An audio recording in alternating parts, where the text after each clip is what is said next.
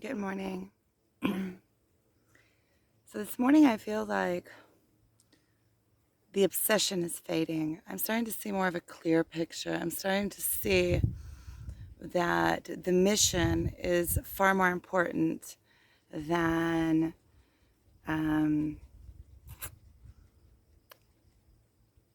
than the singularity of it. And the singularity of it, which is like me, the singular, will be completed with the mission. So it's kind of like a paradox, right?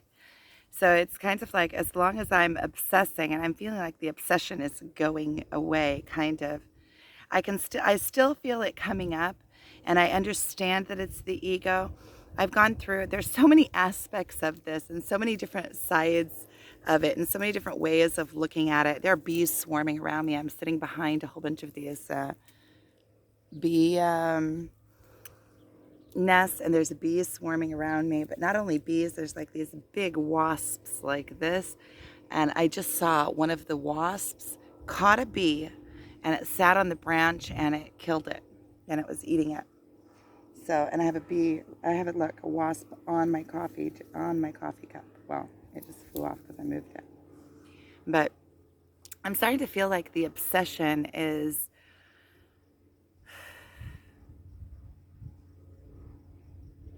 starting to fade. And I'm starting to see that the importance is of making myself whole. And in making myself whole, I'm also completing the mission, because the mission is, I feel like, in a way, the mission is not, it's singular, it's my own mission and everybody else's own mission as well. So like I was saying yesterday in the video, you have to become complete in yourself and just be.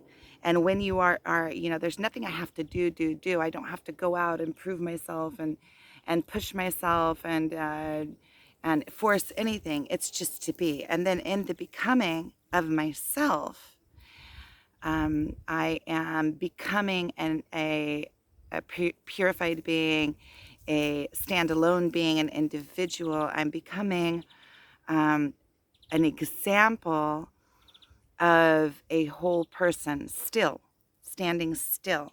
That was what I was talking about yesterday in the becoming still. And when you're still, you're not jumping around all over the place trying to prove yourself or trying to force something to happen. And in that, you magnetize to you everything that is divinely yours, because you become the pure vibration of all that you are. And then all that is yours, or all that um, is rightfully, that rightfully belongs with you, uh, it vibrates with you. So it will be pulled in and drawn into you. And I can see that in the way of my twin. Like my twin just, he is at still in himself, and he draws to him everything. And I can see it. I see it, how it happens.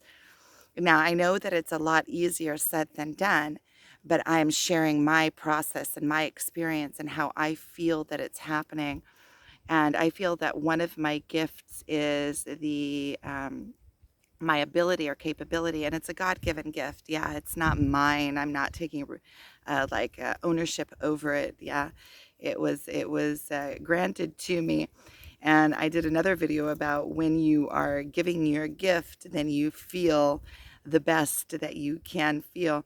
And so I have the ability to express what I am and explain in words fairly well what the process that I'm going to. And in sharing it, I feel like I'm doing my God's work. I feel like it's um, sharing this process can help others understand what they're going through, and not only understand what they're going through, but also, like, if people are going through the same thing, then they can, there are a lot of people that have very good expression that are going through the same thing. But I can share it with people that so that they can know that they're not alone, or know, they can see this process and happening in front of their eyes, or even be kind of like a guide um, of this process. Um, So I feel like that in the stillness, in finding my stillness, what is rightfully mine will come to me rightfully. And kind of giving up on trying to make anything really happen. It's really funny because it's kind of like a, like it's a paradox. It's a paradox. It's the completing the mission is completing myself. So in completing myself, I am completing the mission. Um, and in completing myself, I'm also hiring the vibration of the universe in a way that, how am I going to put this? See, I think that the more clarity I get, the easier it is for me to explain. And in places that I don't have the explanation in perfect words and in very simple words are places that I'm still rising. And I know that I'm still rising because I'm still not there. I'm still not in that place. I'm still coming into that place. I'm watching my words, yeah, because our words create our realities. There's so many different aspects of this. So on the one hand, it is coming into my, there's certain things that you want and that you have to reach for in order to receive. And you can't just sit and lay on the couch and turn into a couch potato and expect the universe to give you what you want. You have to know what you want. You have to realize it, and you have to start moving towards it in order for the universe to say, "Oh, okay. So I see where this is going." And then the universe, but not try to, not try to, you see the end without telling the universe exactly how to do it, because the universe is so much more intelligent than we are. And the universe can see there's so many different ways to get to the same outcome. And there can be hundreds of routes, thousands, what is the word? Infinite routes to get to the same outcome that divine intelligence knows of, that we might not even see one clear route to get to the outcome. So it's really just knowing what you want and holding that vibration. And even if, or holding the vibration that is as close as you can find to what it is that you want, and then the universe starts opening up for you, and you get closer and closer, and more clarity and more clarity. And as you get more clarity, you begin to like perfectionize your vibration, right? So in the beginning, if all the vibration that you can get is I want to be in a good feeling place, and start feeling good, and then slowly you start saying, okay, well, wait, what will make me feel better? And then you start imagining those things and vibrating out those things, and then it slowly starts coming into it slowly starts bringing you to the point. And a lot of times, how it opens up is not even how you could have seen it from the beginning point. I mean, you can't see what's over the mountain from before you start climbing the mountain. So there's so many more possibilities and options than you can even imagine. It's just starting to move towards it. And I'm starting to, where I started, I want to go back because I feel like I want to make a full circle there about the obsession going down.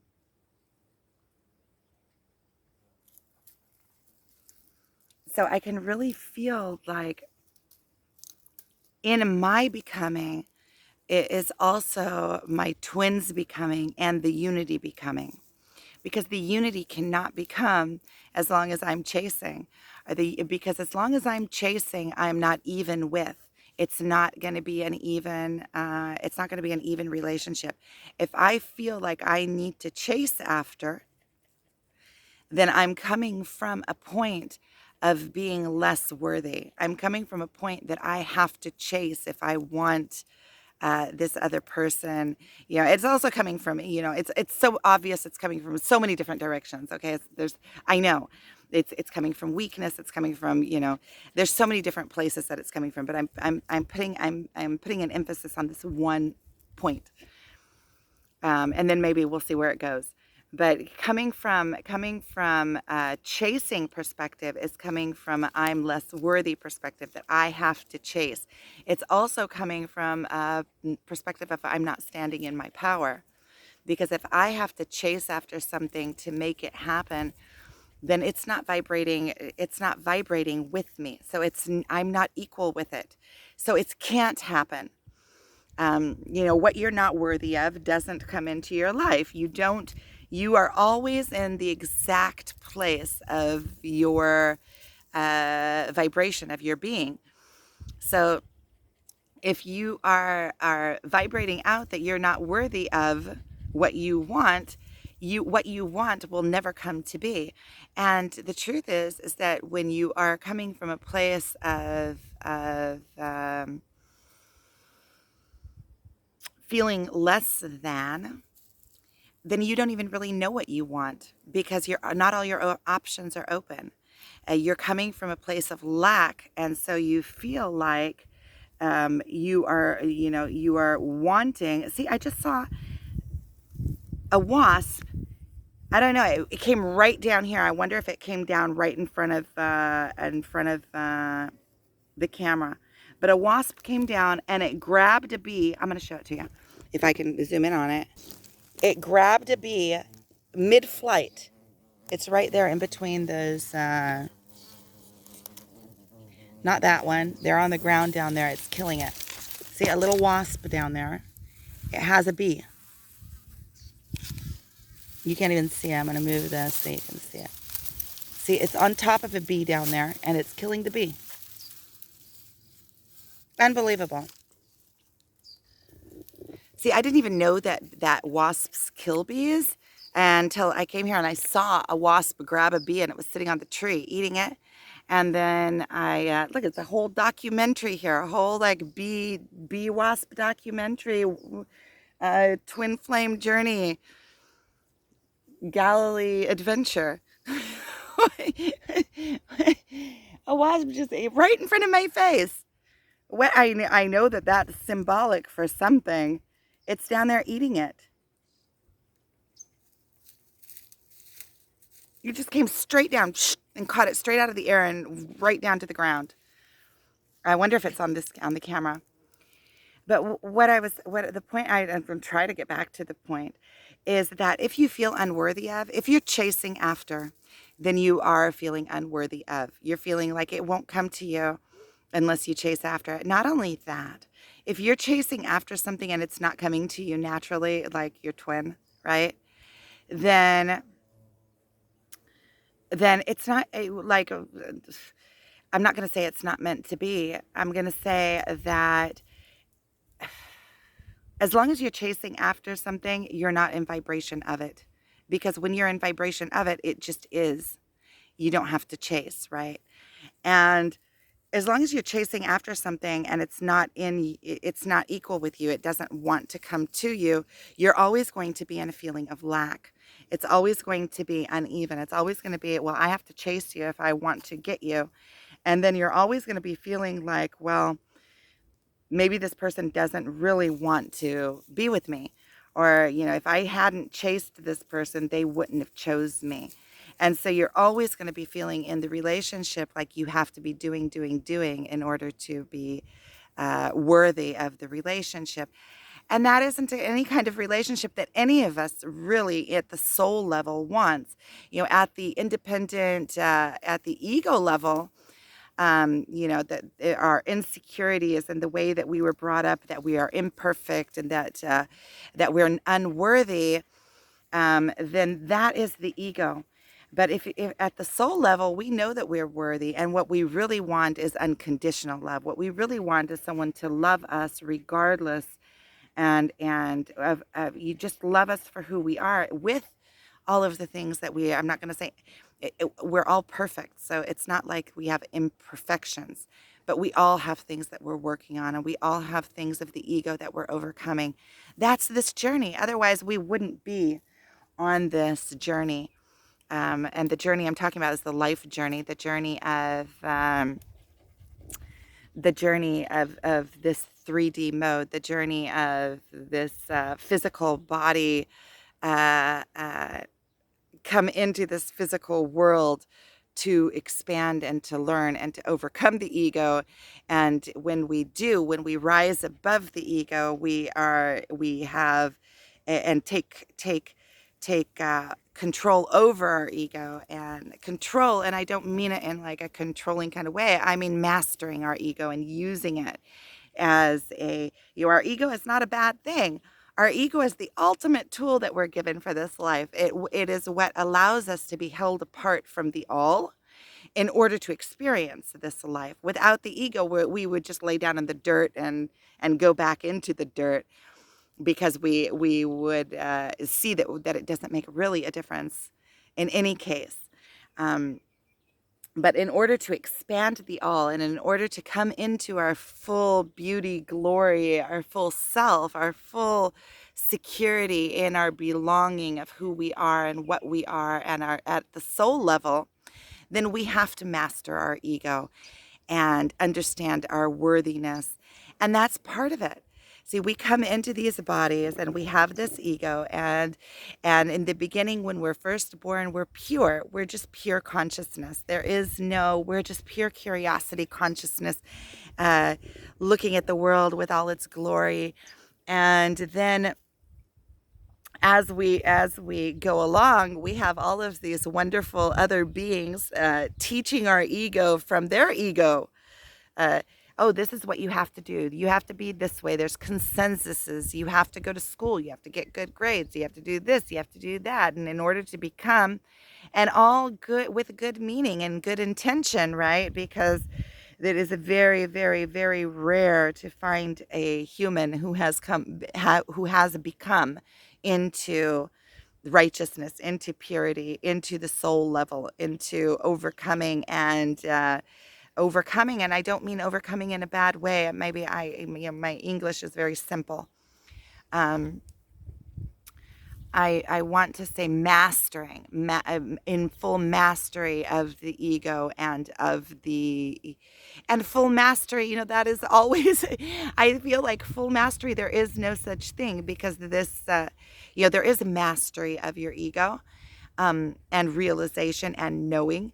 But there also is, that this experience, you have to have that ego and the feel that and the feeling that you are apart from the rest of the world, in order to be in constant expansion. Because if you're not in expansion and you're not in growth, then what is the purpose? Then you're not increasing the vibration. And I'm feeling as though the letting go of my twin, but still holding on. It's a paradox. It's like lingering in midair. It's like standing still midair and allowing everything to revolve around you. And also, in this way, you come with your twin and you become two that are revolving around each other as well. And in that, you are both increasing your power, because there is the feminine energy and the masculine energy, which are both counterparts, which both feed off of each other, with both nourish each other. So it's like the yin and the yang. You're also being nourished, but you're also nourishing just in your being. You don't have to do anything. It's not like I have to push off my femininity to the masculine. It's kind of finding the balance in between the two. And that's also what making love is. It's the yin and the yang coming together, and that is how you create life. And if you really think, you have to have one is a whole, but you have to have the two in order to make a new life. So you can see that each one is dependent on the other one, even to create more life, more of itself. Even as a female and I have a womb, I can't create without finding a counterpart. And so there is a wholeness, that you can become a whole being, a whole soul. But to fully experience this life experience, you do need the counterpart in order to balance your own self out and to come into your full worthiness and wholeness. That's also part of it. It's all part of it. So it's a paradox. It's a paradox. You are the full whole soul, but you also need that counterpart to fully experience this life experience, to use as a mirror to become to fully experience this experience here on this plane in this 3D mode. So many other planes too. There's so many planes. And so I feel like, okay, I really want to make this point. I know that a lot of times I'm making a point and I get sidetracked, and I can feel that I've done this on this video. Everything that I've said is very important, but I feel like I got sidetracked, that there was the main issue that I really want clarity on. So I'm going to ask for clarity for a second, and just a second.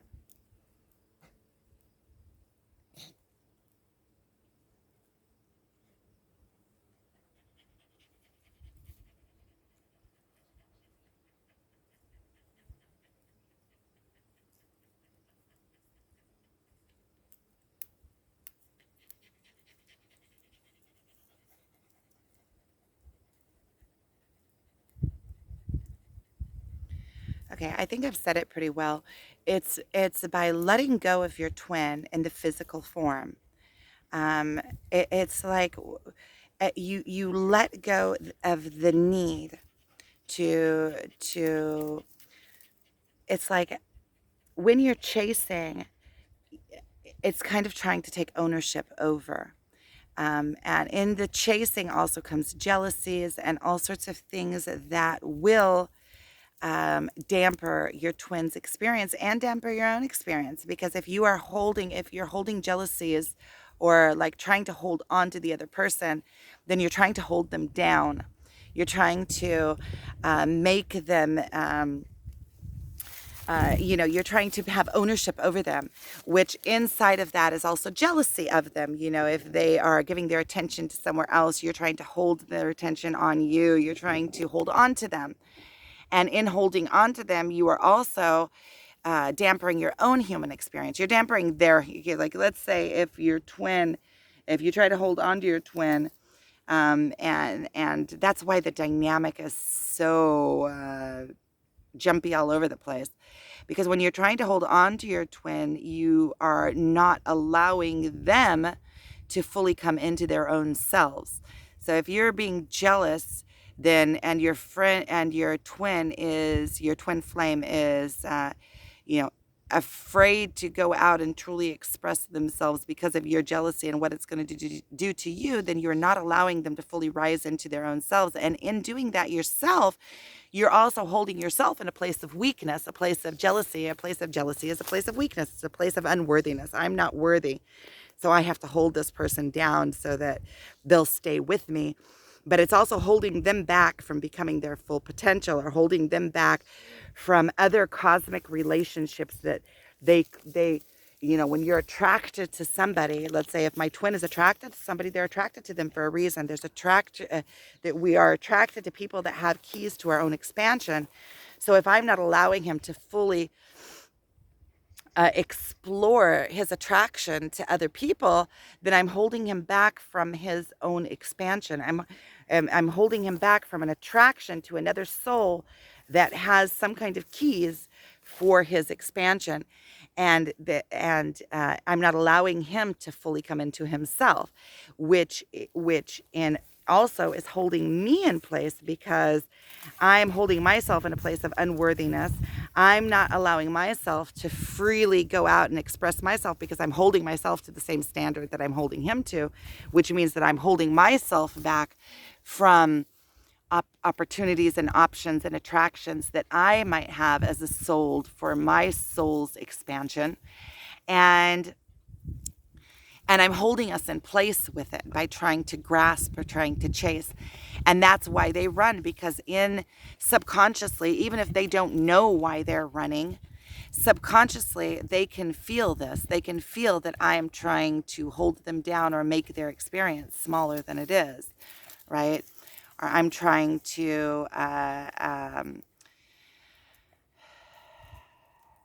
it's not belittle, but I'm trying to make them smaller. So their soul, at a soul level, even if even if in the beginning they think it's cute that somebody is jealous or somebody is, at the soul level, their soul knows that it's holding them back. So they're going to be running as long as I'm chasing.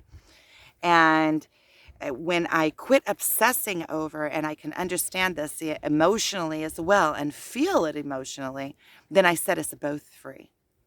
So I quit the chasing, he quits the running, and then whatever naturally is supposed to become becomes.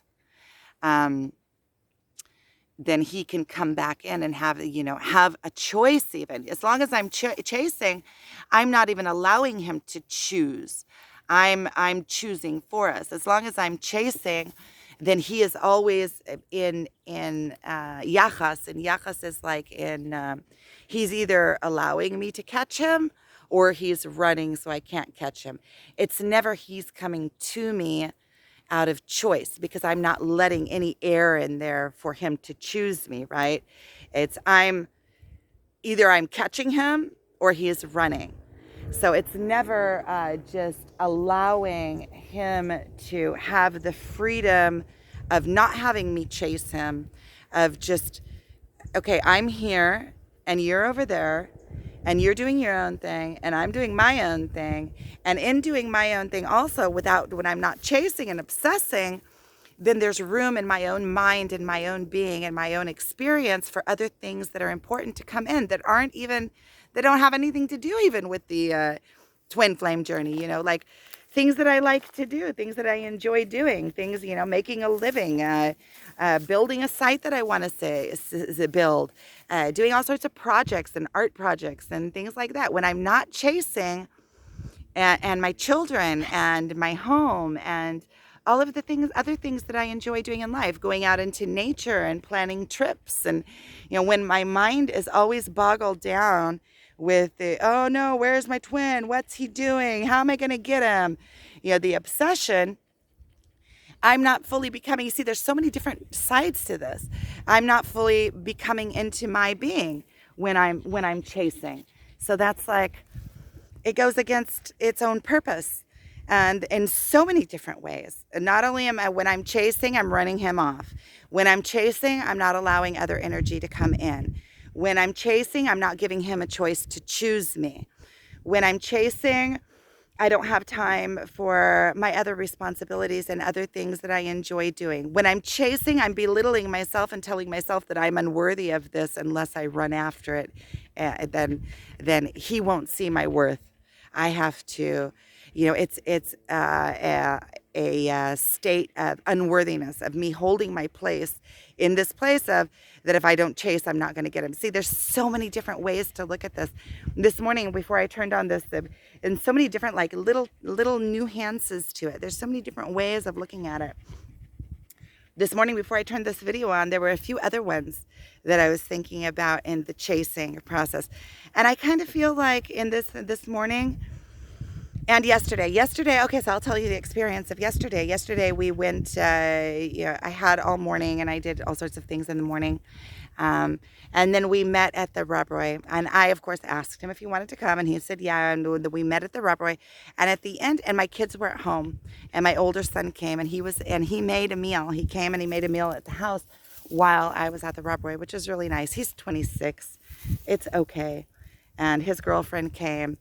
And I'm vegan, so I don't make all sorts of meat and things like that. And my son went to the supermarket and he made like a meat meal for the kids, my younger sons. And so they had a bonding experience when I went to the Rubroy, and I had a lot of fun, and we had some other friends there. And at the end of the Rubroy, my twin and another friend were going to the hot springs. The hot springs about 15 minutes away from there. And they offered me to go. And I said, no, I got to go home. I have to go home. My kids are home and we're having Friday night meal. I think it was like one of the only times that I've actually turned down. And I had like a little bit of this in the beginning, a little bit of this feeling like I'm missing out. But I realized that I'm never really missing out. And I'm never really missing out. It's all just part of the process. And there's so many energetic, My twin, he talks to me through energy. It's unbelievable. Like, he'll say something and it hits me on all the different levels energetically. And it was the first time that really and he said, oh, there's a first. We're going and you have an opportunity and you're not coming. And I had like this tinge of, okay, maybe how can I fit this in? Maybe I can come. And in the end, I didn't come, and there was no pain in it. They went, they had a good time, I'm sure. I really honestly just wanted them to go and have a really good time because I was going home to my kids. And I came home and we had a really nice meal, and it was really, really nice. And I felt like I don't need to run after. I don't need to make things happen. I really enjoyed my time with my kids. My son's girlfriend also came, and she's really sweet. And we had a really nice meal together. And there was nothing to it. Like, where did that come? There was nothing to it. I meant there was nothing to the letting go. It was easy peasy. And I'm starting to see that the obsessive, when the more I let go, the more he is comfortable in the relationship. I can see that. Also at the robbery yesterday, he was talking about about the attraction between us, and how he feels that he was telling my sister-in-law how he feels like we're brother and sister. And, there was a tinge there, because he's always saying how he feels like we're brother and sister. And then between brother and sister, there isn't usually not an attraction. And I was able to hear it. There's always a tinge of, when he says those things, there's always a tinge of,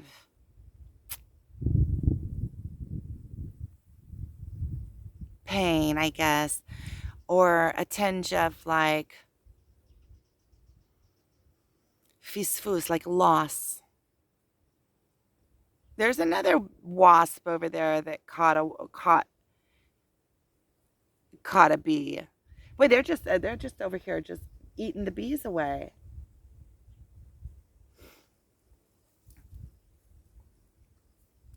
So there's always a tinge of like, it just feels off when he says those things. It feels like, how could that be?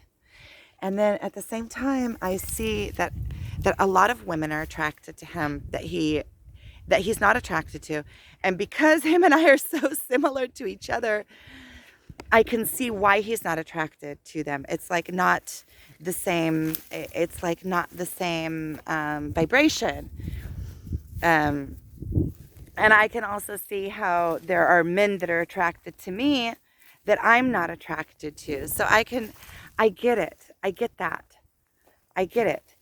And so then I can also put myself in that place, like, okay, so I can see that, okay, so I'm in the same category as these other women that I see that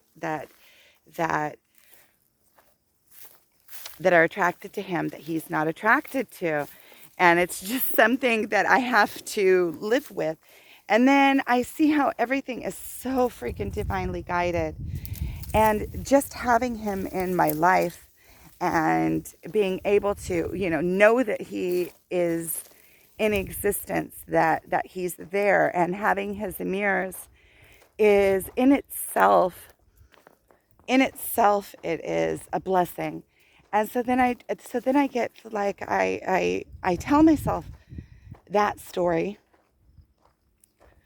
I know I'm not quite there feeling yet, but I can make a choice to let go of that aspect and trust in the divine, that everything that is meant to be will be, because I see the intelligence of God. You can call it God, you can call it the universe, you can call it, I see how everything is always exactly as it's supposed to be, and that it can't be different. And I always see the wisdom in it after I overcome my own weaknesses. I see, oh, it had to happen that way for me to get this lesson or that lesson, or it couldn't have been any other way. And you can't be ready for something before you're ready for it.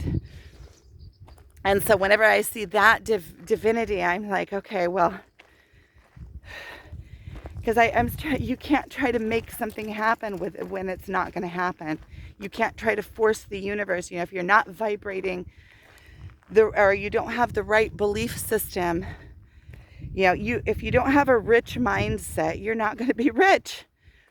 If you feel like the world, like you're not worthy of love in the world, you're not going to find love, because even if it comes knocking at the door, which it won't because you're not feeling worthy of it, but even if it comes knocking at the door, you're not even going to recognize it, because you're not going to believe that it's true for you if you don't believe that that you're worthy of it. So there's you have to become the thing that you want. You have to fully believe it in order for it to exist in your life. And I'm learning how to trust in the divine, because a lot of times my mind will tell me, well, he's perfect for you, and he's the only one, and so if he's not attracted to you and you're not going to be together in a relationship, then you're going to stay alone for the rest of your life. And then when I let go of that and I say, okay, well, let me just enjoy what is. I enjoy his company. We enjoy doing the same things. We have fun together. Let me just enjoy in that and trust in the divine that, okay, if it's not meant to be, then the attraction, that physical attraction or the romantic attraction will dissipate in time. And if I'm meant to be alone, then I'll be alone. And if I'm meant to be, if I'm meant to find a life partner, he will show up. He will show up. If I'm attracted to that's something that I've learned years and years and years ago. If I'm attracted to somebody, I'll know it when I meet him. I won't have to go out searching for somebody. When I meet somebody I'm attracted to, believe me, I know it. When I meet somebody so it's not like it's something that I have to go out searching for. Oh, maybe this guy, maybe that guy, maybe this, maybe that. And I also learned that the universe knows so much more than me. There's so many more. There's always more that I've never seen before in my life. So I can't hold my attraction. There's certain things that I do want in a partner, but I can't say, okay, I'm looking for this, and this, and that's it. Because then I'm holding all of these infinite options away from me. And so I'm just allowing it to be and overcoming my weaknesses. And I feel like the obsession is going down in all of these understandings. So I'm going to continue. I'm going home. I think I've done this good and cooked, this video. So thank you for watching, and I'm sending you lots and lots of love, and I'm sending myself lots and lots and lots of love as well, and ease and calmness, and just learn to be. I'm telling you, and I'm telling me as well. So sending you lots of love. Thank you for watching.